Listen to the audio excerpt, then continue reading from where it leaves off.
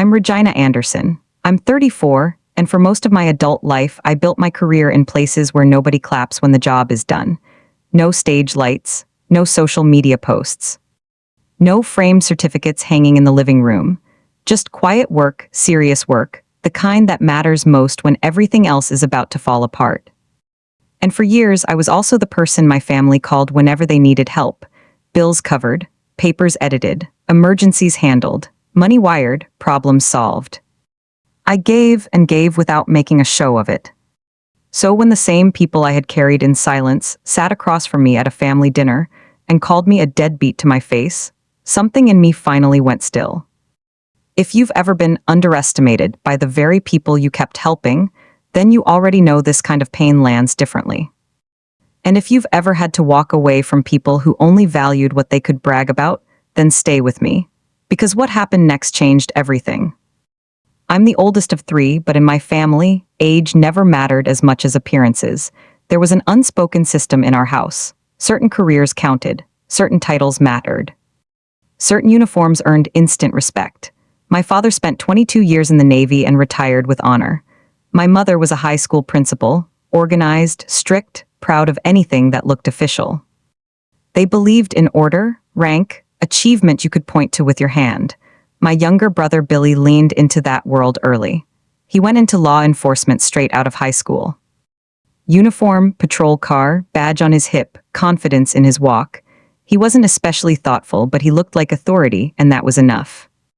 My sister Jenna took a different route, but it fit the family brand just as well. Straight A's, leadership roles, graduate school, polished ambition. Later, she married a Navy officer, whose promotions seemed to impress my parents almost as much as their own. And then there was me. I studied computer science and engineering. I didn't chase the big-name schools. I went where the work was interesting, where the problems were hard, where the stakes were real. I built a career in research, systems, security, defense-adjacent work that eventually became highly classified. Most of what I did couldn't be explained over dinner. A lot of it couldn't be explained at all. And because I couldn't package my life into something shiny and easy to understand, my family slowly decided it must not matter. At first, it was subtle. What exactly do you do again? So, you still work from home? Still consulting? That word, consulting, became my safest answer. It revealed nothing and protected everything. I couldn't tell them about the briefings, the audits, the protocols, the systems I helped strengthen. I couldn't tell them that some of the infrastructure keeping emergency operations stable depended on work I had touched. So they filled in the blanks themselves. In their version of my life, I was vague, unclear, probably underemployed. Good with computers, maybe, but not doing anything they considered serious. And over time, that version became the only one they recognized. The painful part wasn't just that they didn't understand me, it was that they stopped trying to. Still, I kept showing up. When Billy got arrested for DUI trouble, I was the one who sent the money before anyone else had even returned his call. When Jenna melted down during finals while her husband was deployed, I stayed up helping her rewrite papers until she could submit them. When my mother had a medical bill her insurance refused to cover, I paid it without discussion. No speeches, no receipts, no guilt trips. I did it because I believed that love was supposed to look like reliability. I thought if I stayed kind, I wouldn't become hardened by their blindness. But kindness without boundaries has a way of turning into self-erasure. The jokes got sharper as the years went on. Billy loved performing for a room. He'd say things like, "Some of us have real jobs," or ask whether I was taking another break from actual work. My mother would laugh just enough to let him know he was safe. My father started sending me job postings I was wildly overqualified for, jobs that paid a fraction of what I already made. Jenna was quieter about it, which somehow hurt more. She didn't mock me directly, she just began leaving me out. Dinners, celebrations, announcements, milestones. I'd find out about family events from cousins, from social posts, from accidental texts. That was the pattern with them. Billy humiliated me loudly, Jenna erased me politely, and my parents let both happen. The worst part, I kept going back, I brought gifts, I helped clean up. I listened to everyone else's stories, I stayed useful, I told myself I was being mature, I told myself I didn't need credit, but the truth was uglier than that. I was still hoping that one day they would finally see me. The moment that should have opened my eyes came long before everything finally broke. Billy had made sergeant and threw a full celebration. Speeches, banners, applause. At one point, he thanked the people who had helped him get there. He thanked my parents, Jenna, former supervisors, friends, not me. Never mind that I had quietly paid legal fees to help keep one of his worst mistakes from blowing up his career. Never mind that I had protected him in ways he didn't even deserve. That night, driving home, I understood something I didn't want to admit. In my family, I was allowed to be useful. I was never meant to be visible. And then came the dinner that changed the temperature of everything. It was for Jenna.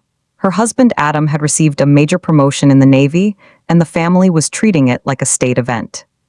Formal venue, catered food, military guests, the kind of evening my parents loved because it gave them something impressive to stand beside. I almost didn't go.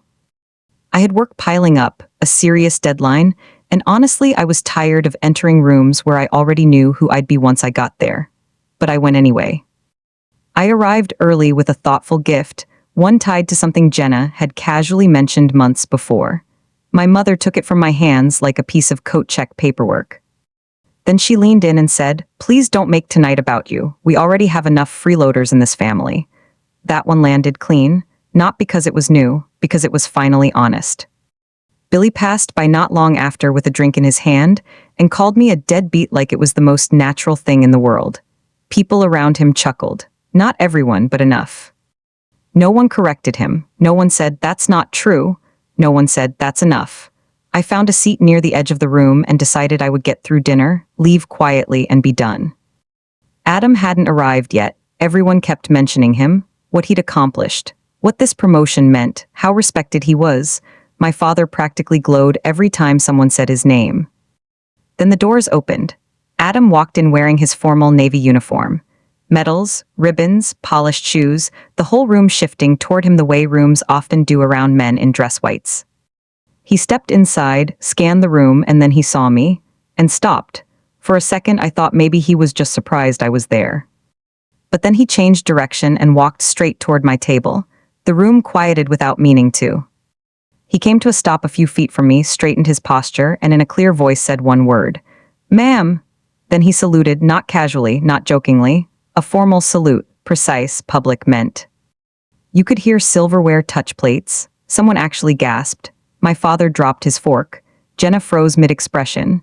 Billy looked like someone had handed him a math problem in another language. I sat there for half a heartbeat trying to understand whether this was really happening. Then instinct took over. "Lieutenant Commander," I said. He lowered the salute, pulled out the chair beside me, and asked if he could sit. He stayed there the rest of the evening. He didn't explain himself. I didn't explain myself. And that silence did more work than any speech I could have made. For the first time in years, my family had no script for me. They didn't know how to keep calling me useless, after watching a decorated officer greet me with unmistakable respect. They didn't know how to fit that into the story they had told themselves about who I was. I left before the night was over. No scene, no speech, no goodbye. I got into my car, locked the doors, and sat there in stillness. I wasn't crying. I wasn't even angry anymore. I was clear, because that salute did something I hadn't expected. It showed me that I had spent years shrinking myself in rooms full of people who were committed to misunderstanding me. Adam hadn't given me value that night. He had simply recognized what was already there. And once I felt that contrast, I couldn't unfeel it. The next morning my phone started lighting up. My mother called. Jenna texted, "What exactly do you do?" I stared at the message for a long time and said nothing. What could I have told her? That I worked on risk models and secure systems her husband's world relied on. That some of the protocols protecting critical operations came from people like me, people she had dismissed because our contribution didn't come with a ceremony. Even if I'd wanted to explain, I couldn't, but more importantly, I no longer felt the need to. That was the real shift. For years, I had believed the problem was that they lacked information. The problem was that they had been comfortable with a smaller version of me, a version that didn't threaten their hierarchy. A version that made Billy feel bigger, made Jenna feel cleaner, made my parents feel like they could still sort all their children into neat categories. I had helped maintain that lie by staying silent every time they crossed a line. No more. When the Easter invitation came, I ignored it. When they posted smiling family photos and talked about tradition, I muted the thread. When Jenna asked if they had really done something that bad, I left the message unanswered. Because by then I understood something important: distance is not always punishment. Sometimes it's repair. They thought I was being dramatic. That word came up more than once. It always does when people lose access to the version of you that made their life easier. But I wasn't trying to hurt them. I was finally refusing to keep hurting myself. And once I stepped back, my life didn't get emptier. It got quieter in the best way. There was room for work that mattered, room for people who respected me without needing an explanation. Room for dinners where no one treated curiosity like a burden. Room for peace that didn't require me to disappear first. By summer, I had offers from 2 firms. I took the one that meant moving out of state.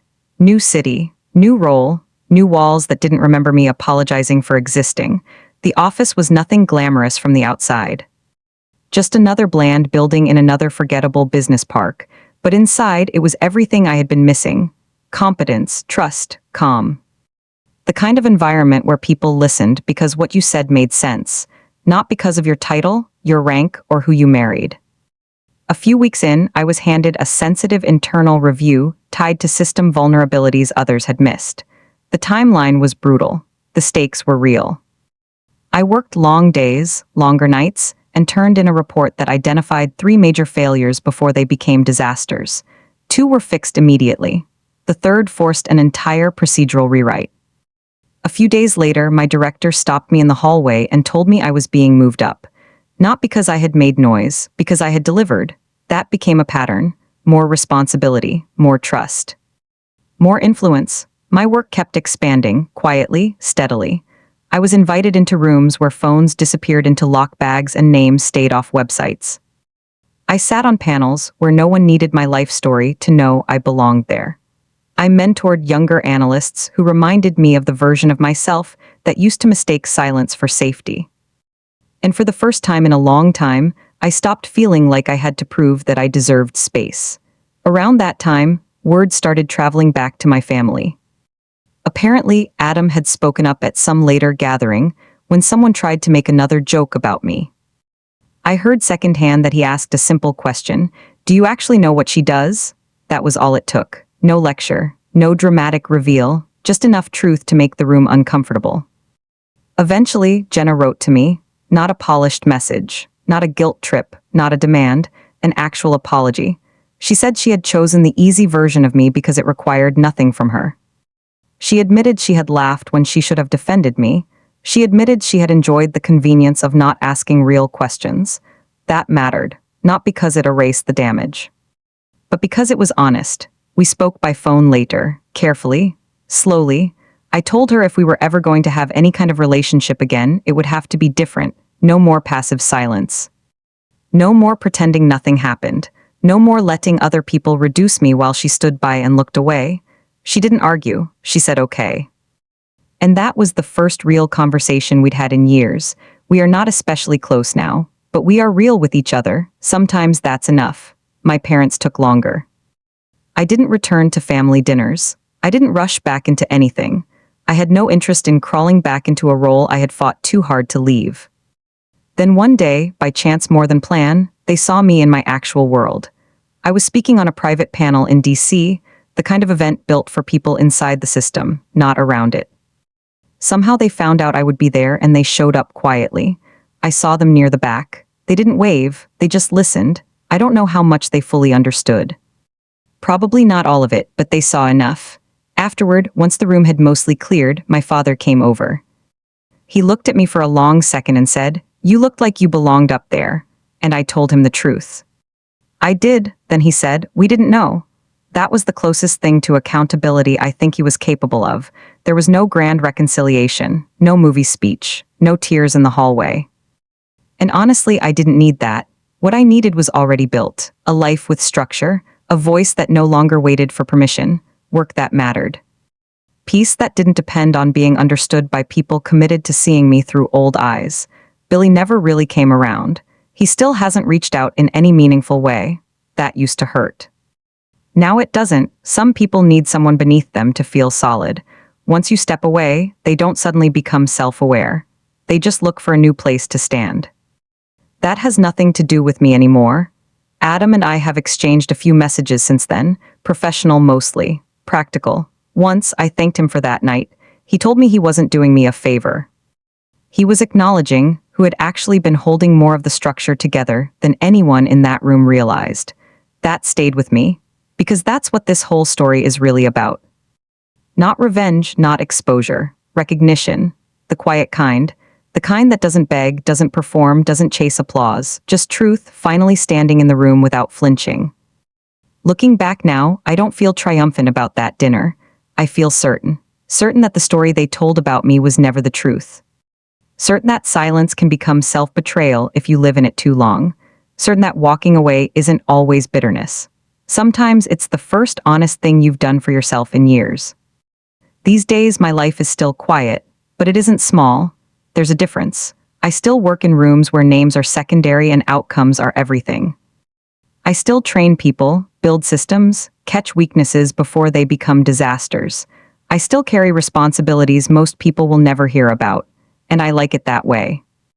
Because now, when I enter a room, I don't need everyone to understand me. I just need to understand myself. That's the kind of peace nobody can hand you. You build it. And if you're lucky, maybe once in a while, the truth arrives in a form the room can't ignore. A salute, a pause, a single word. Ma'am, and suddenly the version of you they've been dismissing for years becomes impossible to deny. That was my justice. Not loud, not cruel, just undeniable. So, if you've ever had to step back from people who only valued the parts of you they could display, if you've ever been called too much when all you really wanted was basic respect, if you've ever had to choose your peace over your place in someone else's story, then I hope you remember this. You do not owe endless access to people who only know how to diminish you. You do not have to translate your worth into a language built by those who benefit from not hearing you, and you do not need applause to be powerful. Sometimes the strongest thing a person can do is stop explaining, stop auditioning, and simply live a life that no longer asks permission to matter. That, to me, is real legacy. Not being celebrated by the people who got you wrong, but becoming so grounded in your own truth that their misunderstanding can no longer shape your life. And if you've lived something like that, I'd love to hear your story. Have you ever been completely misjudged by the people closest to you? Have you ever had to create distance just to protect your peace? Let me know in the comments.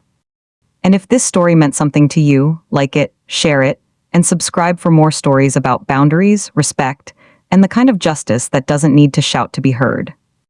Because sometimes the most powerful moment in the room is the one that says almost nothing at all.